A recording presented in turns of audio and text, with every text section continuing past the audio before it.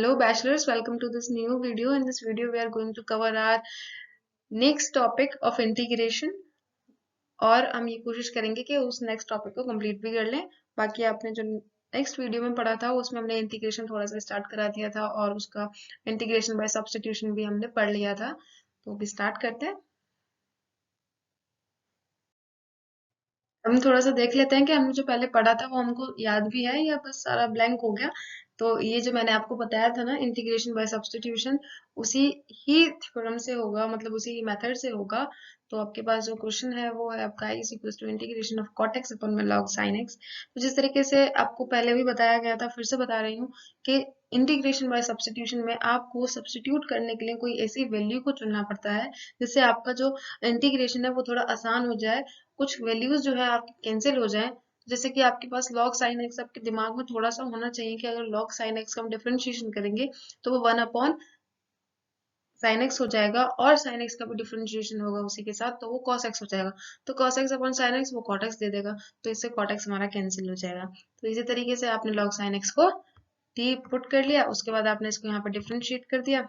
t का differentiation dt by dx होता है। Then we are going to have cot x into dx is equals to dt। इससे आपको आपकी dx की वैल्यू मिल जाएगी विच इज dt अपॉन में cot x, और उसके बाद आप जब यहाँ पे dt अपॉन cot x लिखेंगे तो cot x से cot x कैंसिल हो जाएगा और फिर आपके पास सिर्फ बचेगा 1 अपॉन t का इंटीग्रेशन। और 1 अपॉन t का integration is you all know is log t plus c। Of course इसको कोई नहीं भूलेगा। अब भाई आप मेरे से पढ़ रहे हो, इसको भूल जाओगे कैसे काम चलेगा। उसके बाद log into log sine X plus C, और हाँ उसके बाद उसको पुट करना कोई भी नहीं भूलेगा। ये एक और, जब आप इंटीग्रेशन में सब्स्टिट्यूशन करें तो दिमाग में पहले ही फीड कर लेना कि t की वैल्यू दोबारा से लिखनी है इसमें, राइट। स्टार्ट करने से पहले ही दिमाग में आ जाना चाहिए। तो अब आपको ये समझ आ गया ना। एक बार हम जब रिवाइज कर लेते हैं ना पिछला कुछ भी, तो फिर हमको ढंग से दिमाग में बैठ जाता है वो। स्टार्ट करते हैं आज की वीडियो। आज हम पढ़ेंगे इंटीग्रेशन बाय सब्स्टिट्यूशन। तो sorry, I am sorry, substitution नहीं हो रहा है, इंटीग्रेशन बाय पार्ट्स।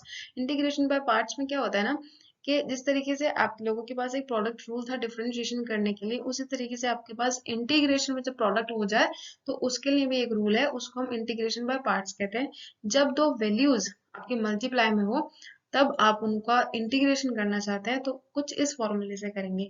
और जब डिफरेंशिएशन होता था, जब हमें डिफरेंशिएशन करना होता था दो वैल्यूज जब मल्टीप्लाई में हो, तो उसका फॉर्मूला किसको याद है? किसको याद है वो कमेंट्स में लिखेंगे, जो वीडियो देखेंगे प्लीज लिखना, ओके। क्योंकि लिखने से क्या होता है ना कि आप लोगों को और अच्छे से याद होगा। तो ये फॉर्मूला देख लेते हैं। Integration of u into v, ये दो फंक्शंस हैं, अलग अलग फंक्शंस हैं जो कि मल्टीप्लाई में है और आपको इनका इंटीग्रेशन करना है। तो कैसे करेंगे?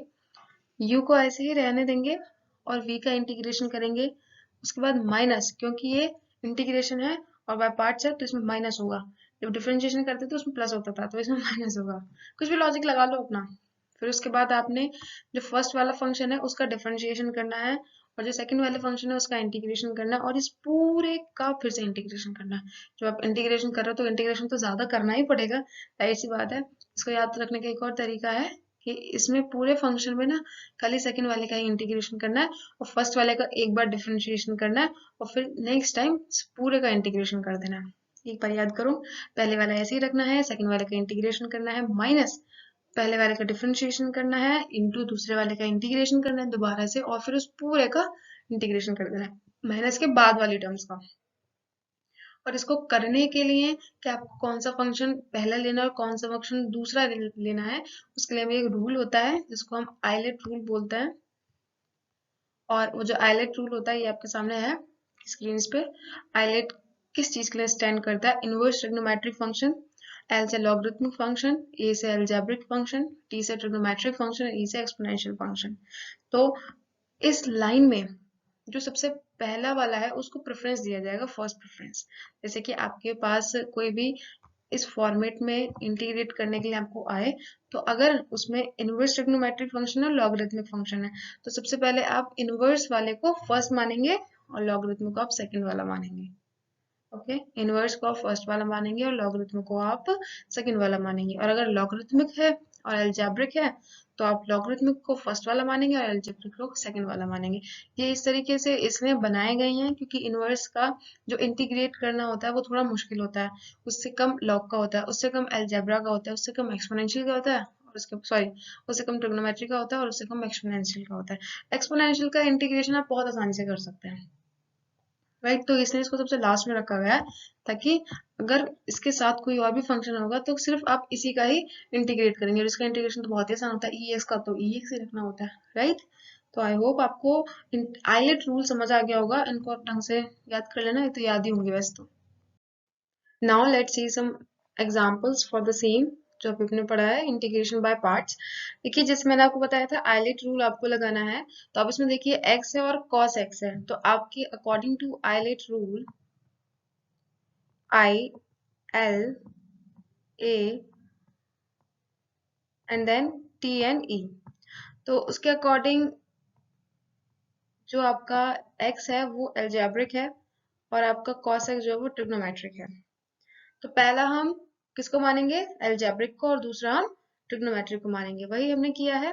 उसके बाद आप ना प्रोडक्ट रूल लगाएंगे, क्या था वो, पहले वाले फंक्शन को ऐसे ही रखेंगे, दूसरे वाले का इंटीग्रेशन कर देंगे, माइनस पहले वाले का डिफरेंशिएशन करेंगे, इनटू दूसरे वाले का इंटीग्रेशन कर देंगे और उसका होल इंटीग्रेशन कर देंगे, जैसे यहाँ पे हमने किया है। तो उसके बाद तो ये बहुत आसान हो गया, cos x का इंटीग्रेशन sin x होता है, x का डिफरेंशिएशन 1 होता है, एंड अगेन cos x का इंटीग्रेशन sin x होता है, और 1 इंटू साइन एक्स का इंटीग्रेशन क्या होगा, cos x, राइट। और यहाँ पे ये माइनस का था ना, माइनस का cos x हो गया, आई एम सॉरी, यहाँ पे माइनस माइनस प्लस हो गया, ओके। उसके बाद हमारा ये वाला क्वेश्चन है, इसको आप ट्राई कर लीजिएगा, मैंने बस यहाँ पे डाल दिया है एक बार, ये सब देख करके मत ट्राई करना, अब देख भी लोगे तो मुझे क्या ही पता चलेगा पर लेकिन फिर भी टू योर ओन ऑनेस्टी आपको खुद करके देखना है एक बार। ऐसे ही आपका x log x है, तो अकॉर्डिंग टू आइलेट आपको log को कौन सा प्रेफरेंस देना है, फर्स्ट प्रेफरेंस देना है, बस इतना ही याद रखना है आपको। उसके बाद तो क्वेश्चंस ना ऐसे हो जाएंगे जादू से ठीक है। तो आपने लॉग को फर्स्ट ले लिया, पहले वाले को ऐसे ही रखेंगे, दूसरे वाले का इंटीग्रेशन करेंगे, माइनस पहले वाले का डिफरेंशिएशन करेंगे, इनटू दूसरे वाले का इंटीग्रेशन करेंगे, का होल इंटीग्रेशन। ओके, अब देखो लॉग और एक्स में से जो किसका इंटीग्रेशन आसान पड़ रहा है, इंटीग्रेशन तो एक्स का आसान पड़ता है हमारे लिए, लॉग एक्स का थोड़ा सा डिफिकल्ट हो जाता है, तो इसीलिए ही आइलेट रूल्स को ऐसे ही बनाया गया है ताकि आप लोगों को जो क्वेश्चन है उनको सॉल्व करने में आसानी हो। नाउ नेक्स्ट, कुछ और एग्जांपल्स हैं जो कि एग्जाम्स में आने के चांस हैं, क्योंकि देखिए यहाँ पे इंटीग्रेशन ऑफ log x दिया हुआ है, तो आप कहेंगे कि log x का इंटीग्रेशन, इसका तो कोई डायरेक्ट फॉर्मूला भी नहीं है और ये प्रोडक्ट रूल में भी नहीं है, तो हम क्या करें, तो बस आप इतना करेंगे, आप इसमें 1 इंटू कर देंगे, और तो इसमें कोई चेंज आएगा, नहीं आएगा ना, बस आप इससे अब अपना क्वेश्चन आराम से सॉल्व कर सकते हैं। फिर वही आप फर्स्ट सेकंड करेंगे, फर्स्ट आप log को देंगे, सेकंड आप 1 को देंगे, उसके बाद log आपका ऐसे ही रखा रहेगा, सेकंड वाले का आप इंटीग्रेशन करेंगे, माइनस फर्स्ट वाले का आप डिफरेंशिएशन करेंगे, इनटू दूसरे वाले का इंटीग्रेशन करेंगे और इस पूरे का होल इंटीग्रेशन कर देंगे। फिर उसके बाद अब आप इसको आराम से सॉल्व कर सकते हैं। 1 का इंटीग्रेशन x होता है, log का डिफरेंशिएशन 1 अपॉन x होता है, फिर से 1 का इंटीग्रेशन x होता है, और x अपॉन x का इंटीग्रेशन क्या होगा, x ही होगा, राइट, जो 1 हो जाएगा, तो x log x minus x plus c, आपका ये रिजल्ट आया। ऐसे ही अगर आपके पास tan इनवर्स x इंटू में कुछ ना हो तो आप इंटू में 1 लेंगे और उसको सॉल्व करेंगे, भाई आप अपना फर्स्ट tan इनवर्स को ही लेंगे according to ILATE rule, first वाले को ऐसे ही रखेंगे, सेकंड वाले का इंटीग्रेशन कर देंगे, फिर फर्स्ट वाले का डिफरेंशिएशन करेंगे, इनटू सेकंड वाले का इंटीग्रेशन कर देंगे, यहाँ पे उन्होंने इंटीग्रेशन पहले ही कर दिया है, का होल इंटीग्रेशन कर देंगे। अब tan इनवर्स x का differentiation 1 upon 1 plus x square होता है, और यहाँ पे ऊपर x हो गया, फिर आप इसको पुट कर लीजिए, लेट कर लीजिए, आई मीन, क्योंकि ये इससे थोड़ा सा ना खराब खराब सा हो रहा है तो अब इसको लेट कर लेंगे 1 प्लस एक्स स्क्वायर को, उसके बाद आपके पास यहाँ से 2x हो जाएगा, 2x dx इंटू dt, फिर आपकी dx की वैल्यू आपको मिल गई, आप इसको पुट कर दीजिए, वही इंटीग्रेशन बाय सब्स्टिट्यूशन। देखा ना, इंटीग्रेशन में सब कुछ आपस में मिक्स होता है। ऐसा नहीं है कि आप कह दें कि इंटीग्रेशन बाय सब्स्टिट्यूशन में छोड़ देता हूँ और इंटीग्रेशन बाय पार्ट्स में कर लूंगी या कर लूंगा, ऐसा नहीं होगा, क्योंकि इसमें सारा का सारा ना मिक्स हो रहा है। अब देखिए आप यहाँ पे इंटीग्रेशन बाय पार्ट्स यूज कर रहे हैं, बट यहाँ पे सब्स्टिट्यूशन भी आ गया, तो इसी तरीके से आपको सारा कुछ पढ़ना होगा। फिर आपने यहाँ पे सब्स्टिट्यूशन यूज किया, अपना आपका x tan inverse x minus 1/2 log t हो गया आपके पास, प्लस c। यहाँ पे t की वैल्यू रखना मत भूलना, नहीं तो सारे करे कराए पे पानी फिर जाएगा। चलिए next. Now some special integrals. ये जो फॉर्मूलेज हैं वो आपके बेसिक इंटीग्रेशन के फॉर्मूले से थोड़ा अलग हैं और थोड़ा इंपॉर्टेंट भी है, क्योंकि ये ना याद नहीं होते, इसलिए इन पे कभी कभी डायरेक्ट क्वेश्चन भी पूछ लिया जाता है, और कभी कभी जैसे आपके जो अभी नेक्स्ट फॉर्म पढ़ेंगे ना, उसमें आगे का सोल्यूशन इन्हीं की हेल्प से ही होगा। तो आप इनको याद कर लीजिए। Do whatever you want to do man, but learn them. Okay, आज इनको किसी भी तरीके से आप याद करिए और प्लीज कर ही लीजिए। Integration of 1/x² plus a square का होगा 1/a tan inverse x by a. 1/x² minus a square is equal to 1/2a log x minus a upon में x plus a plus c। 1/a² plus x square का 1/2a log a plus x upon में a minus x। 1/√a² plus x square is equal to sine inverse x by a plus c। Obviously इसको मैं बोल रही हूँ तो इसका मतलब ये नहीं है कि हम इसको भूल जाएंगे, बहुत इंपॉर्टेंट है, इसको याद रखना है। Next, √a² plus x square is equal to log x plus √x square plus a square. 1/√x² minus a square is equal to log x plus √x square minus a square.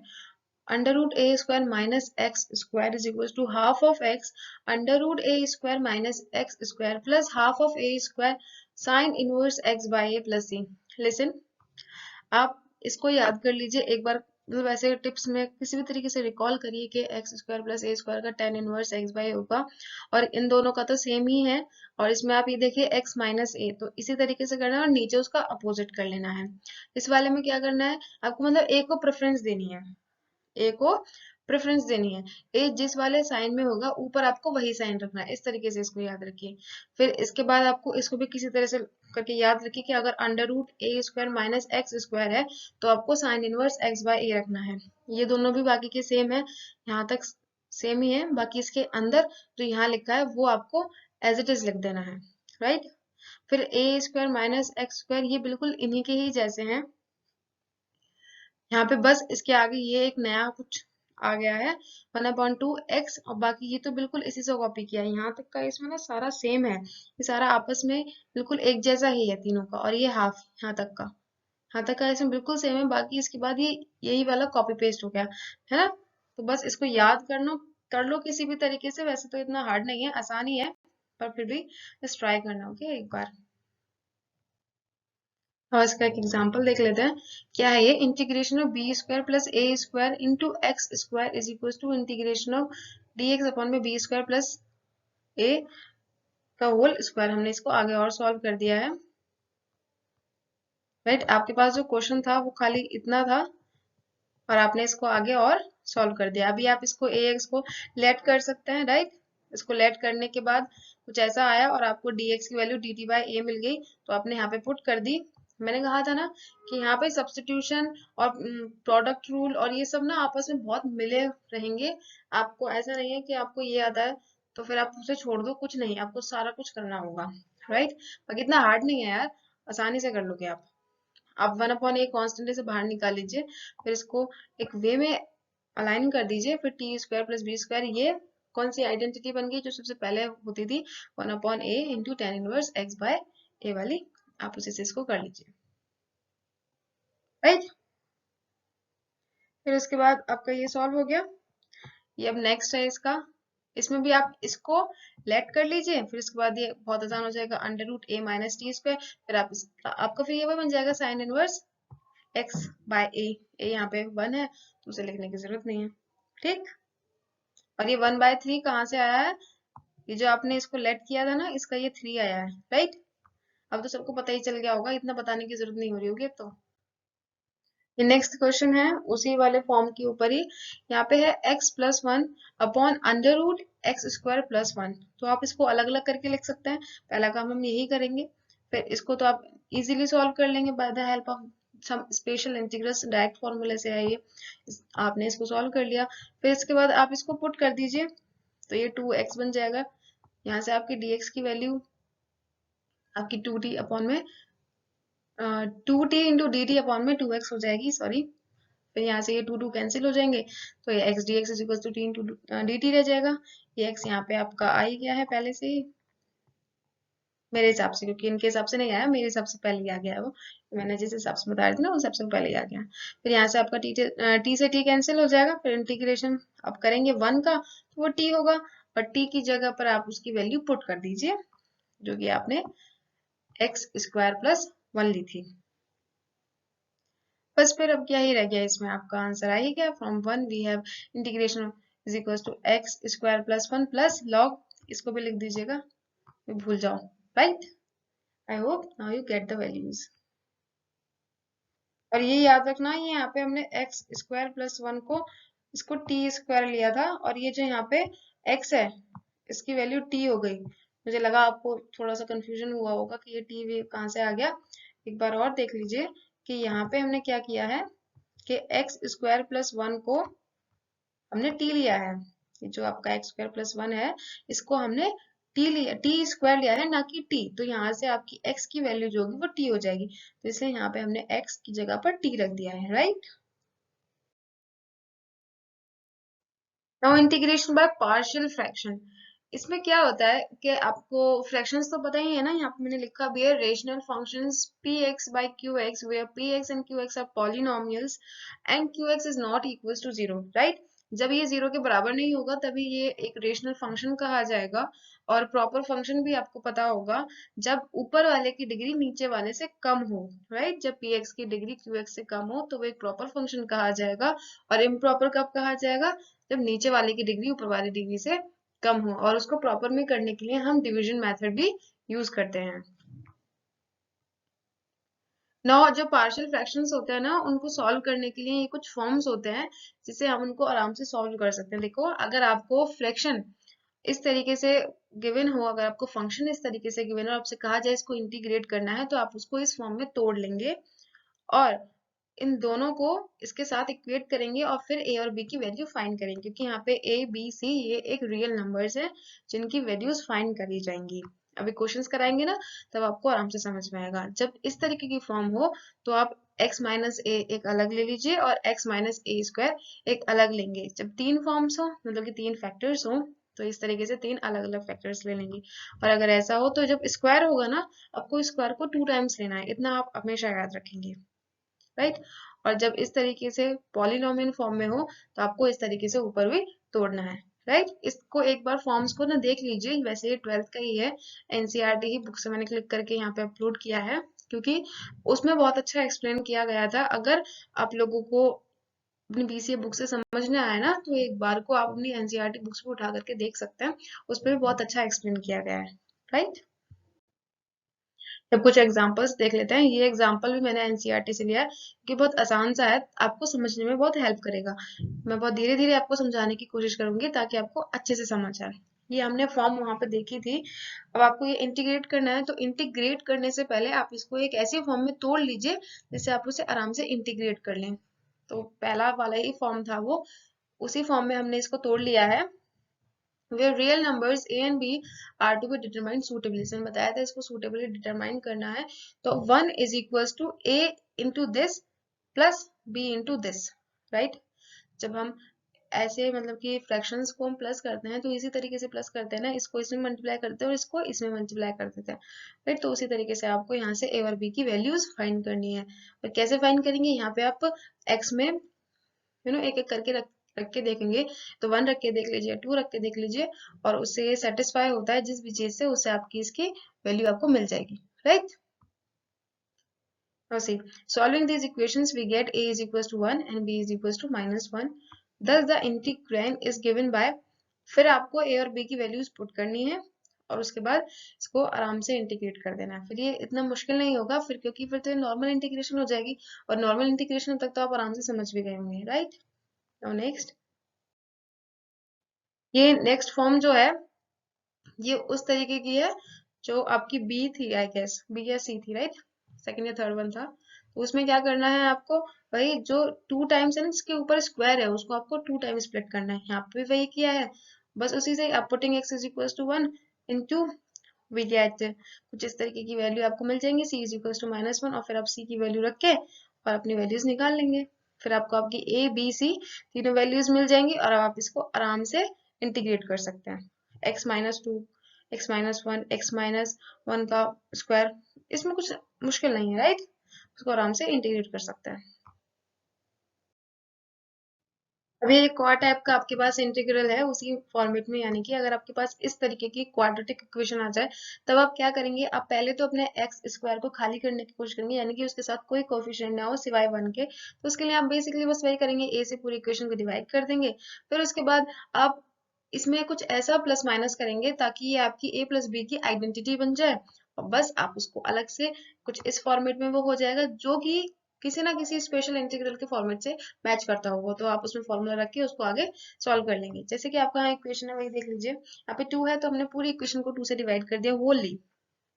फिर इसके बाद आप देखिए कि a plus B की जो identity होती है उसमें क्या होता है, ए स्क्वायर प्लस बी स्क्वायर, एक सेकेंड ना, plus B square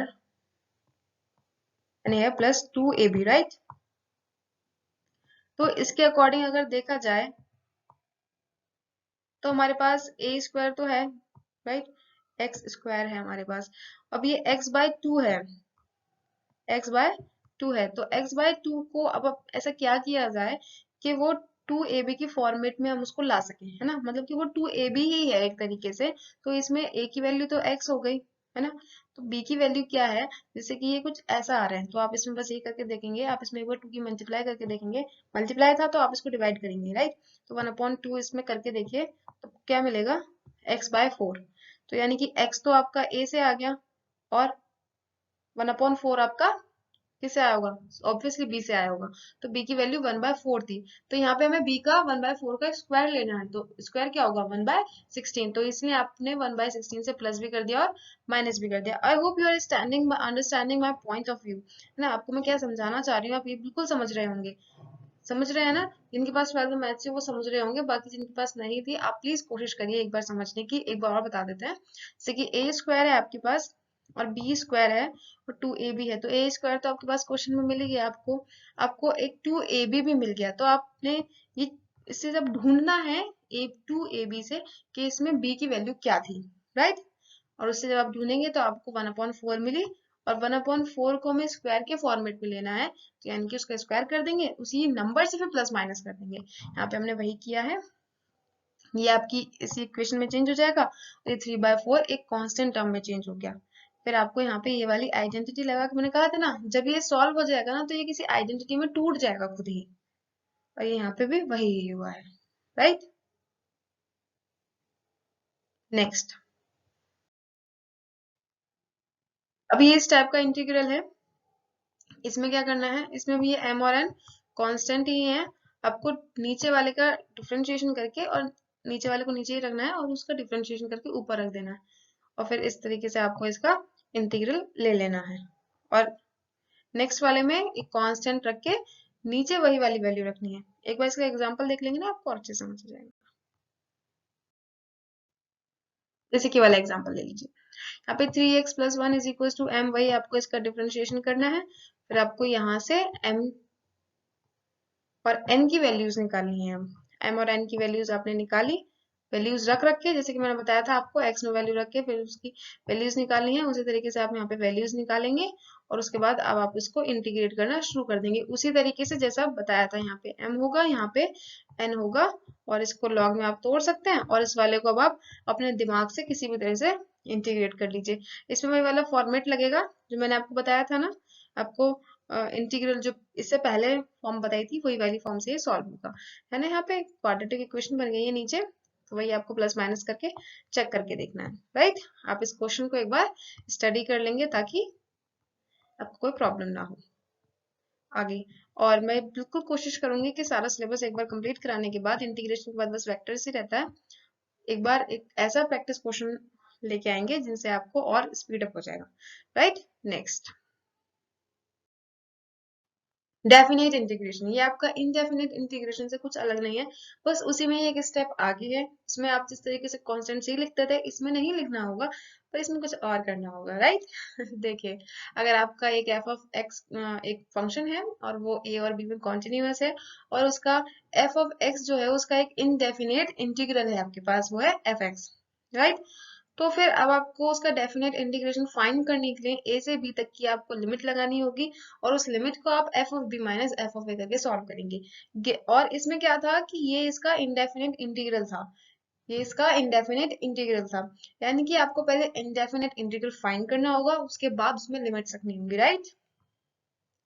Integral a to b fx dx is called the definite integral of f of x between the limits a and b. Hence a and b are called the lower limit and upper limit. इसको lower limit कहते हैं और इसको upper limit कहते हैं. And respectively of the definite integral, the interval a b are called the range of the integration. a से b तक का ये जो इंटरवल है, ये इसकी इंटीग्रेशन की रेंज है, यानी कि जो इंटीग्रेशन है ये इस पूरी रेंज में हो रहा है। अगर ग्राफ में देखा जाएगा तो रेंज का क्या मतलब होता है कि उस ग्राफ आपका जो है और जिस फंक्शन का ग्राफ है, तो ए से बी तक की जो वैल्यूज है उसके नीचे कितना एरिया वो कवर कर रहा है, बेसिकली ये आपका इंटीग्रेशन आपको बताता है, राइट। जब हम एप्लीकेशंस ऑफ इंटीग्रेशन पढ़ते थे आपकी 12th क्लास में, तब उसमें एप्लीकेशंस ऑफ इंटीग्रेशन का एक चैप्टर था, उसमें हम एरियाज फाइंड करते थे, सेम वही है, right. Now let's see some properties of definite integrals. ये जो प्रॉपर्टीज हैं इनका आप यूज करके अपने इंटीग्रल्स को आसानी से सॉल्व कर सकते हैं, ज्यादा परेशानी नहीं आएगी और थोड़ा जल्दी भी सॉल्व हो जाएगा। अगर आपकी लिमिट सेम है पर लेकिन आपका वेरिएबल अलग है, राइट, जैसे कि यहाँ पे है लिमिट सेम है पर वेरिएबल अलग है, तो उससे कोई अंतर नहीं पड़ेगा, दोनों सेम ही होंगे इंटीग्रल की वैल्यूज। और अगर आप लिमिट्स को इंटरचेंज कर देते हैं तो उसमें माइनस का जो साइन है वो बाहर आ जाएगा, राइट। फिर उसके बाद अगर आप अपनी फंक्शन को तोड़ना चाहते हैं किसी वजह से, मतलब कि लिमिट्स को अलग अलग करके लिखना चाहते हैं और लिमिट्स लाना चाहते हैं, तो आप उसको इस तरीके से लिख सकते हैं, बस प्रोवाइडेड कि जो सी है वो ए बी के बीच में होना चाहिए। इसका यूज हम मॉड वाले जो फंक्शंस होते हैं उसमें ज्यादा करते हैं। और अगर 0 से ए तक की लिमिट है तो आप उसको कुछ इस तरीके से भी लिख सकते हैं। अब माइनस ए से ए तक का अगर लिमिट्स है तो या तो उनकी वैल्यू 0 होगी या फिर उसकी वैल्यू 2 इंटू इंटीग्रल ऑफ 0 से ए, f of x into dx, according as f of x is an odd or even function of x, right। अगर odd होगा तो 0 हो जाएगी, even होगा तो ये लिखना पूरा पड़ेगा, राइट। नाउ ये नेक्स्ट प्रॉपर्टी है, 0 से 2a तक अगर होगा तो आप 2 को बाहर ले लीजिए और 2 से 0 से लेके a तक उसकी लिमिट रख लीजिए। if f2a minus x is equals to f of x, और 0 if 2a minus x is equals to minus fx, यानी कि आपको कंडीशन वहां पे चेक करनी होगी, राइट। नाउ क्वेश्चंस देख लेते हैं। पहला क्वेश्चन है, बहुत आसान वाला लिया है इसलिए ताकि आपको समझ आ जाए। पहले आपको अपना क्या करना है, इंटीग्रल मतलब कि इंटीग्रेट इसको करना है, एक्स स्क्वायर को इंटीग्रेट करेंगे तो आपका एक्स क्यूब अपॉन में 3 होगा। और इसको कुछ इस तरीके से लिखते हैं जब आप उसको प्रोसेस में हो, राइट। पहले तो ये जो लिमिट्स होती हैं ये इसके ऊपर लगी होती हैं साइन के ऊपर, फिर उसके बाद ये ब्रेसेस के ऊपर हो जाती हैं। फिर आप अपनी वैल्यूज पुट करेंगे, यहाँ पे 2 करेंगे तो 8 हो जाएगा, यहाँ पर तो 3 है ही है, तो यहाँ पे तो कुछ आप पुट ही नहीं करेंगे। वैसे जब आप 1 पुट करेंगे तो 1 ही रहेगा, तो इसका पूरा आंसर 7/3 हो जाएगा। फिर आपके पास 10 स्क्वायर एक्स है, आप पहले इसको आराम से इंटीग्रेट करेंगे नॉर्मल क्वेश्चन से ही, वही हमने यहाँ पे किया है। 10x हो गया और 1 का तो x होता ही है। फिर आप यहाँ पे अपने लिमिट्स रखेंगे। 10 π/4 की वैल्यू कितनी होती है 1, और 10 0 की तो 0 होगी। फिर उसके बाद आप अपनी π/4 इसमें रखेंगे x में, तो सारी वैल्यूज को मिल जाएंगी, राइट। उसके बाद ये नेक्स्ट है आपके पास क्या है, 0 से लेके 1 तक की लिमिट्स है आपके पास। देखिए जो डेफिनेट इंटीग्रेशन है ना उसमें आपका इनडेफिनेट इंटीग्रेशन ही है बेसिकली, बस उसमें क्या हो जाता है, बस लिमिट से लग जाते हैं, सारे फॉर्मूले सारे मेथड्स वही यूज हो रहे हैं। यहाँ पर भी आप देख लीजिए कौन सा मेथड है, यहाँ पे सब्स्टिट्यूशन वाला मेथड हमने यूज करा है। यहाँ पे हमने साइन इनवर्स एक्स को टी ले लिया है, ताकि हमारा ये इससे कट जाए, तो b कट जाएगा, तो यहाँ पे खाली t रह जाएगा। साइन इनवर्स x का डिफरेंशिएशन करेंगे तो 1/√1 माइनस एक्स स्क्वायर होगा, तो ये यहाँ पे मल्टीप्लाई में चला जाएगा dt के साथ, तो ये ऊपर वाले से नीचे वाला कट जाएगा, तो हमारे पास केवल t रहेगा और t का इंटीग्रेशन t² हो जाएगा। अब वहाँ पे अपनी वैल्यूज पुट कर सकते हैं।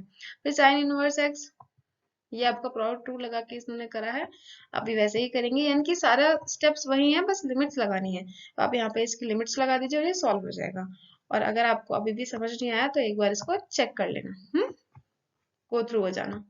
नेक्स्ट क्वेश्चन, उड़ गया क्वेश्चन उड़ गया, आपके क्वेश्चन उड़ गए क्या था ये, 0 से π/2 1/1 प्लस कॉट एक्स। इसमें ट्रिग्नोमेट्री भी यूज होगी, मतलब कि सारा इंडेफिनिट इंटीग्रेशन आप जैसे करते थे उसी तरीके से आपको यहाँ पर भी करना है। कॉट एक्स को आप चेंज करेंगे कॉस एक्स अपॉन में साइन एक्स में, फिर आपके पास कुछ इस तरीके की वैल्यू आ जाएगी। अब आप क्या कर रहे हैं, बस को चेंज कर रहे हैं, क्योंकि आपको ये पूरा का पूरा कुछ आसान करना है ना, इस वजह से इन्होंने क्या किया, यहाँ पे π/2 माइनस एक्स ये क्यों करा है, ताकि इनको ये चेंज कर सके, right. Sine π/2 minus X, 90 minus X क्या होगा, कॉस एक्स हो जाएगा ना, और जब कॉस था वहां पे साइन हो गया, तो अब इन्होंने यहाँ पे दोनों को ऐड कर दिया। ये आपकी फर्स्ट इक्वेशन थी, लेट मी राइट, ये यहाँ पे आपकी फर्स्ट इक्वेशन थी और ये आपकी सेकंड इक्वेशन है। ऐसा इन्होंने इसलिए किया है ताकि ये इनको आपस में काट सके, और यहाँ पे इन्होंने यही करा है। Sign X plus cos x से ऊपर वाला sign X plus cos x cut गया, और यहाँ पे 2i हो गया है क्योंकि i प्लस आई किया है। फिर आपने यहाँ पे कांस्टेंट का इंटीग्रेशन x होता है, फिर आपने π/2 और 0 रखा, फिर 2i की वैल्यू π/2 हो गई और i की वैल्यू π/4 हो गए। I hope you are getting my point. अगर अभी भी क्वेश्चन समझ नहीं आ रहे हैं तो आप एक बार कमेंट्स बता देना, मैं क्वेश्चंस की ज्यादा प्रैक्टिस करवा दूंगी, तो आपको सब समझ जाएगा, right. Oh my God what the transition is this? Now second नहीं, लास्ट इंटीग्रेट करना है। मैंने कहा था ना आपको, मॉड वाले फंक्शंस में हम वो वाली मतलब कि प्रॉपर्टी यूज करेंगे जिसमें हम स्प्लिट कर सकते हैं। तो ये x-5 है और इसमें स्प्लिट जो करेंगे वो उसी नंबर पर करेंगे जिसका वो मॉड है, राइट। इस तरीके से आप याद रख सकते हैं। तो 2 से लेके 5 तक आप इसको स्प्लिट कर दीजिए और 5 से लेके 8 पर आप इसको स्प्लिट कर दीजिए। ऐसा हमने क्यों किया है, क्योंकि 5 जो है, ये जो फंक्शन है, ये 5 पर अपनी वैल्यूज चेंज कर रहा है, इसीलिए, राइट। तो बस अब आप इसको नॉर्मली आराम से अब आप इसको इंटीग्रेट कर सकते हैं। अब इसका मॉड का जो साइन है वो हट जाएगा, क्योंकि एक बार हमने -5 ले लिया, एक बार हमने +5 ले लिया, राइट। तो सब यहाँ पे हम वही करेंगे, 2 से 5 प्लस 5 से 8 वाली लिमिट्स लगा देंगे, क्योंकि यहाँ पे हमने एक बार -5 ले लिया और एक बार ही हमने +5 ले लिया, इसलिए यहाँ इसकी सारी लिमिट्स हट गई। अब आप इसको आराम से मॉड वाला जो फंक्शन था वो मतलब कि सॉल्व हो गया। अब आप इसको आराम से नॉर्मल इंटीग्रेशन से आप इसको सॉल्व कर सकते हैं। I think you all are pretty clear about everything what I am telling to you, and you are very sure that if you face any type of question in the examination, then you will surely give the correct answer to it, right? I think आप सबको अब समझ आ गया होगा कि कैसे कैसे integration solve करना है, और अगर अभी भी नहीं समझ आया तो प्लीज लेट मी नो। आप लोग कमेंट्स नहीं करेंगे तो मुझे नहीं पता चलेगा, क्योंकि ये जो चैनल है मैंने यही सोचा है कि इसको लास्ट तक मैं सिर्फ आप लोगों की हेल्प के लिए करूंगी, क्योंकि अगर मेरे टाइम पे कोई ऐसा चैनल होता तो आई थिंक मेरा भी बहुत अच्छा रैंक वगैरह होती। तो पर अब कोई बात नहीं है, नहीं है तो नहीं था, पर आई थिंक कि मैं दूसरों की हेल्प कर सकूं, तो इसलिए प्लीज आप लोग मुझे बताइए अगर आपको कोई भी प्रॉब्लम है, राइट। तो भाई आपकी वीडियो खत्म हो गई है और यूनिट भी काफी हद तक ही खत्म हो गया है। बाकी जो अब पार्ट बचा है ना इसमें, उसमें से पेपर्स में थोड़ा कम ही पूछा जाता है, बट फिर भी मैं ट्राई करूंगी। और जो मैंने आपको पार्शियल फ्रैक्शन करवाया था ना, उससे भी थोड़ा कम ही पूछा जाता है, बट क्योंकि वो हमारे सिलेबस में है, वी नेवर नो कब हमारी किस्मत हमें फेंकना चाहती है गड्ढे में, तो हम सब पढ़ लें, राइट। तो इसीलिए मैंने आपको सब पढ़ा दिया है, और इस वीडियो में इतना ही था। और प्लीज आप लोग पढ़ते रहिएगा, और कुछ भी किसी भी हेल्प की जरूरत हो तो please let me know, I am going to help you at any cost, right. So wait for the next video, until then code yourself.